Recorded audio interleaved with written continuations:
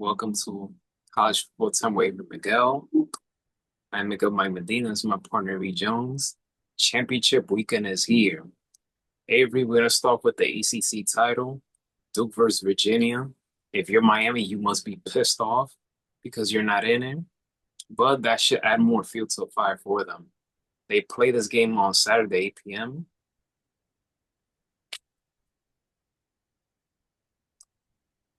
Some of the players that I'm going to pay attention to is Chandler Morris. Chandler Morris, he is very dangerous when he's inside the pocket. He completed 69% of his throws with 12 touchdowns and 5 interceptions. So he's somebody to look out for. Darian Mensah is another one to look out for. So far, he has earned every penny that the Duke Blue Devils have given him this offseason. 2 years, $8 million, and he has delivered. He is sixth nationally with 3,450 passing yards and 28 touchdowns. The key for Chandler Morris in this game is to avoid mistakes.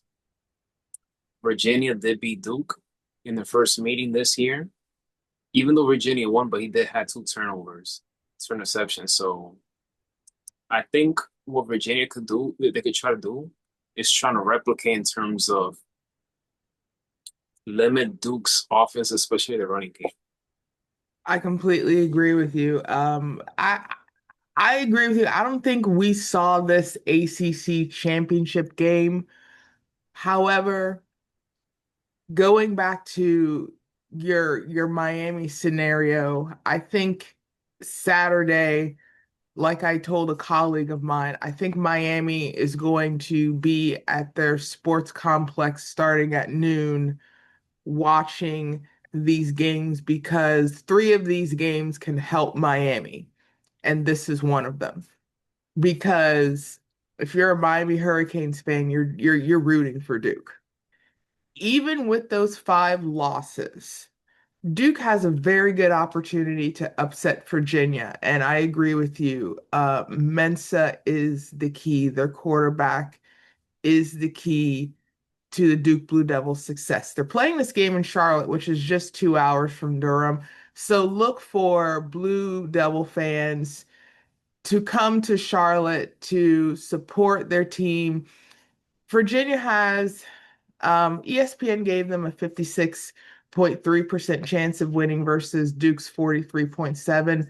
Over under is about 57 and a half. They are giving Virginia 4 points.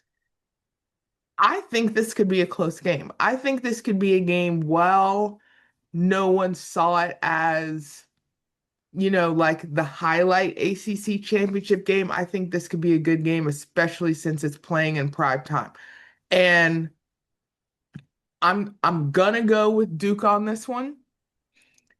And the reason I'm gonna go with Duke on this one is I think even though, just like you pointed out earlier this year, Chandler Morris had, he had a good game, but he had those two turnovers. And I think Duke is going to take advantage, try to pressure Morris, get those takeaways, make opportunities from those, and I think that could be the key to a Duke Blue Devil win. And I still see this as a high scoring game as well. So I'm going to give this to Duke 42, Virginia 35. I have Duke 36-32. So that should be interesting. Big Ten title, Indiana versus Ohio State. I'm just gonna say this. The battle for Heisman Trophy. Julian Sayin versus Fernando Mendoza. I have Ohio State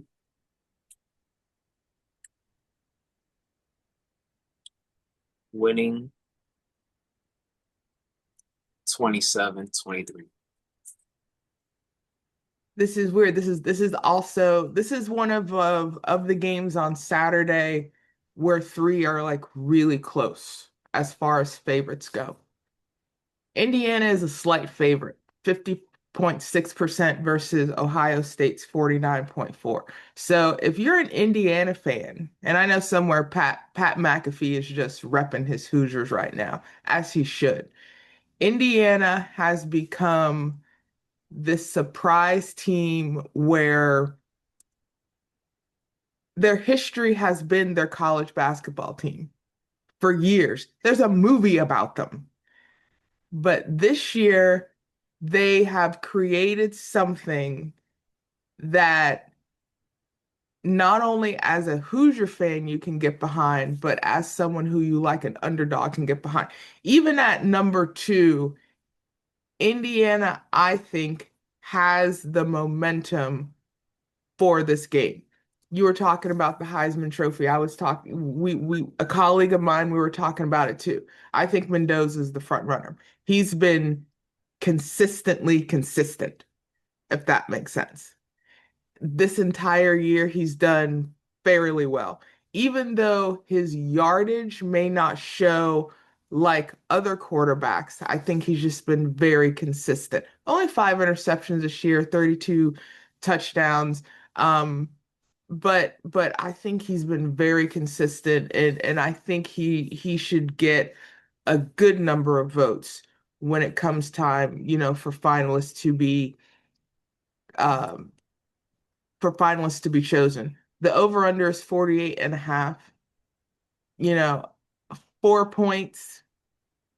I think this could be just a tight championship game. And this is even this is a home game for Indiana. They're playing in Lucas Oil Stadium. I think this could be really good, just like the Duke Virginia game. This could be really good for Indiana, a good momentum push for them. So I'm gonna go with Indiana on this one.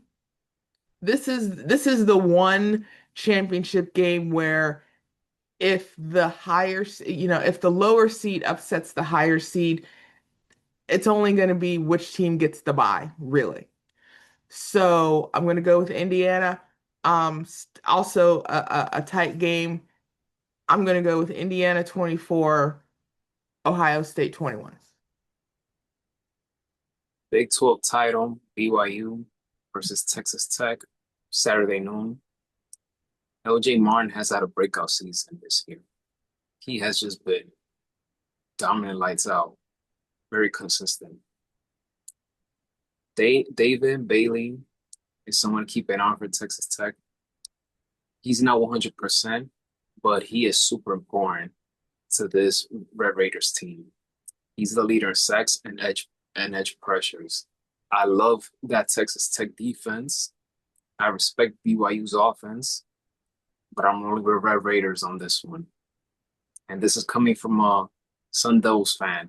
I'm rolling with the Red Raiders on this one. I feel like they will be the Big 12 champions. I have them winning this game 28-17. Yeah. I agree with you on this one. This is another championship game where one team is not that far from their college, where it can be a very good home game. This one is playing at AT&T Stadium, and I think this is a great place to showcase both teams. You're looking at 120,000 fans.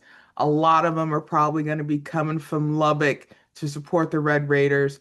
Red Raiders, ESPN is giving them 66.6% chance versus BYU's 33.4.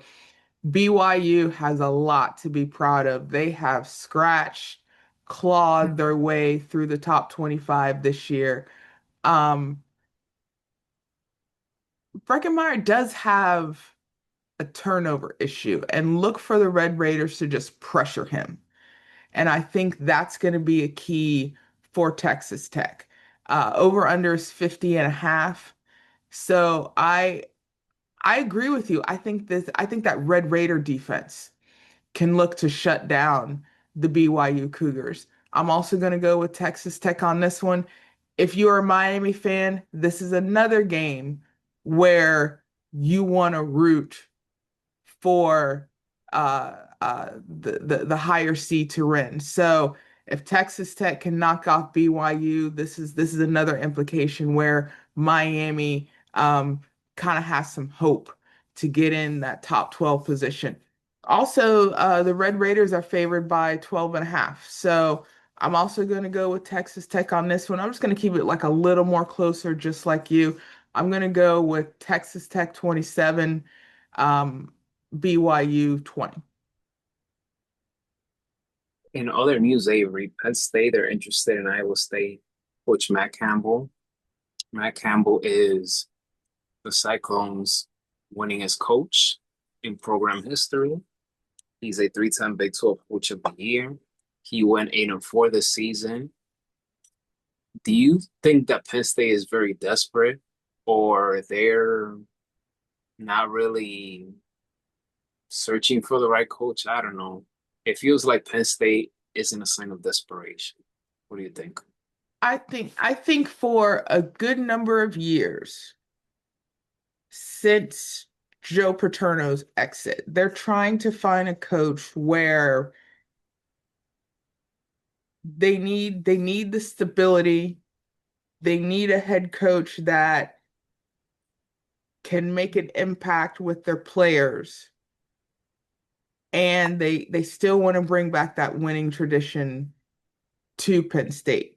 And at this point, they kind of want to look at anyone who's had any success anywhere else in a program that has produced individuals not just going to the NFL, but an impact on them too. And right now, I think Iowa State's head coach is a good candidate, but I agree with you. I think Penn State is just looking for anybody to fill the void and not really looking at what they have within possibly as far as creating that culture that they want. And we've kind of mentioned this before. When you have a coach that can come in, create a culture for these young men, to mentor these young men. And right now, like a lot of college football teams, you're looking at NIL, you're looking at transfer portal. So, many years ago, going to Penn State could have been a dream for a lot of young men. Now, because their head coaching situation seems to be in flux, that that drive, that pull to get to Penn State may not be there, but you've seen that pull everywhere else. We've seen it in Colorado, we've seen it in Iowa, Iowa State, even with the Iowa Hawkeyes. We see it down here in Florida. You see it pretty much, you see it all in the SEC conference with a lot of these teams. So I think Penn State really needs to look within first before they go looking outside. Even though there are a lot of good coaching candidates, but I think for a lot of coaches where they are right now, especially if they built, for example, Tulane's head coach, is named James Madison's coach's name has been thrown out there. Let me see who else. I mean, you have colleges that just want to just throw money at coaches just to try to get something. But I think one thing you have to remember is you need a coach that can go to a school to build not just a reputation, but a legacy for the future for these young men, and that following that's going to continue for years to come. So if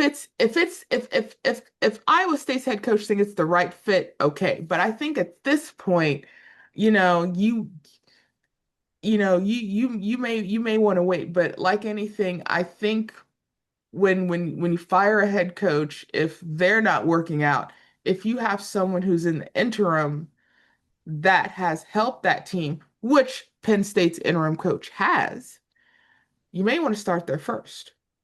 But right now, I mean, trying to poach college football coaches, seems kind of I don't want to say evil, but it's almost like you're dangling a lure, wanting anybody to take it. When in reality, I think you have to realize it's not just about the money, it's about the culture you want to build for that football program for years to come. That program psychologically has taken a major hit after Joe Paterno.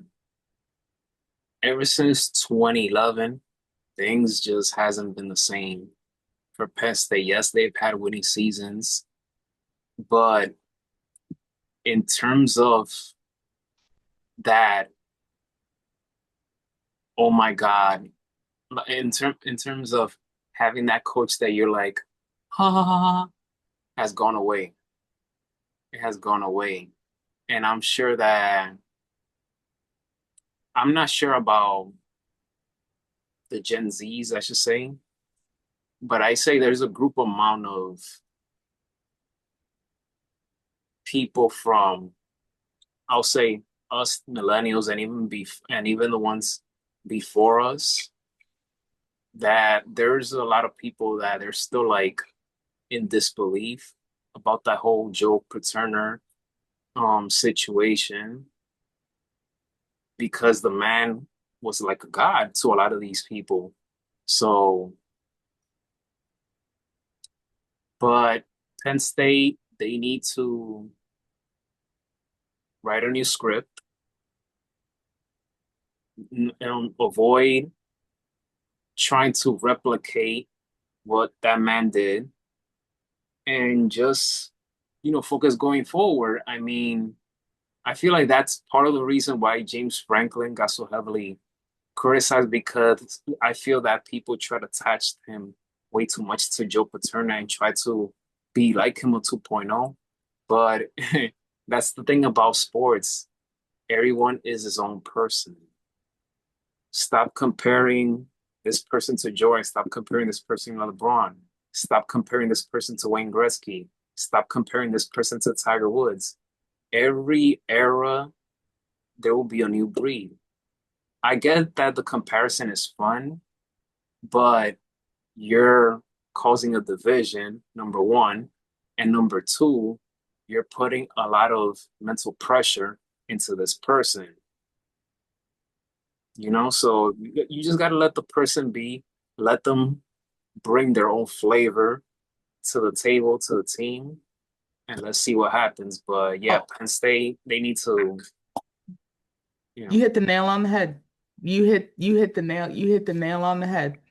You have coaches throughout college football that have had that aura where wherever they were, it's not just the players they created the culture, so it's not just Penn State, it's even Florida State. Florida, after Bobby Bowden, it's almost like any coach that goes to Florida State, they're going to be compared to Coach Bowden no matter what. You know, Alabama, same thing. Coach Bear Bryant was, a is a cultural staple at that school. Nick Saban gets there with his success from LSU, turns it around, creates that culture, even though being compared to Coach Bryant. Now you have DeBeer there, who's trying to get some success, and he has had some success. But you also hit it right. This newer generation, it is totally different. And like I said, I completely agree with you. You cannot be, of course, the comparison is going to be there for a coach that has created a winning culture or has created an an aura for a school where the comparisons are just going to be there. And I think what needs to be done is you need a coach, no matter the university, that is going to tap into these young men and get them focused on not just football, but also their impact after football, as well as a reminder that they are also student athletes. I'm going to say this till I pass out. They're student athletes. you also want these young men coming in to get an education at these institutions as well. Because if football doesn't work out, what's the backup plan?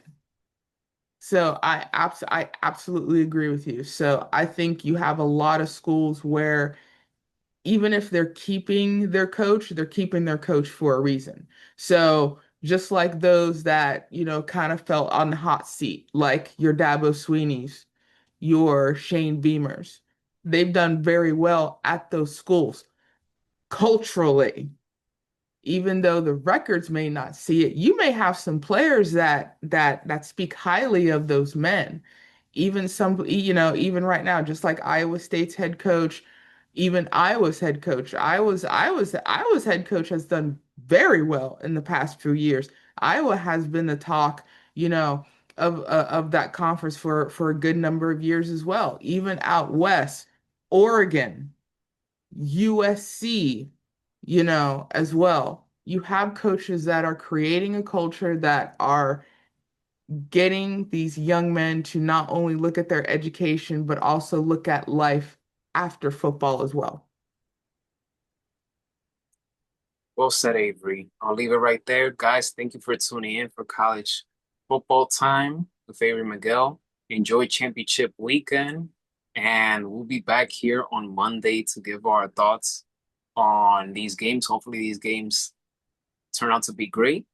So, have a great weekend, everyone. Be safe, and may God bless each and every one of you. Take care. Avery, enjoy your weekend. Have a wonderful weekend, everyone. Enjoy Championship Saturday. Take care. Be safe.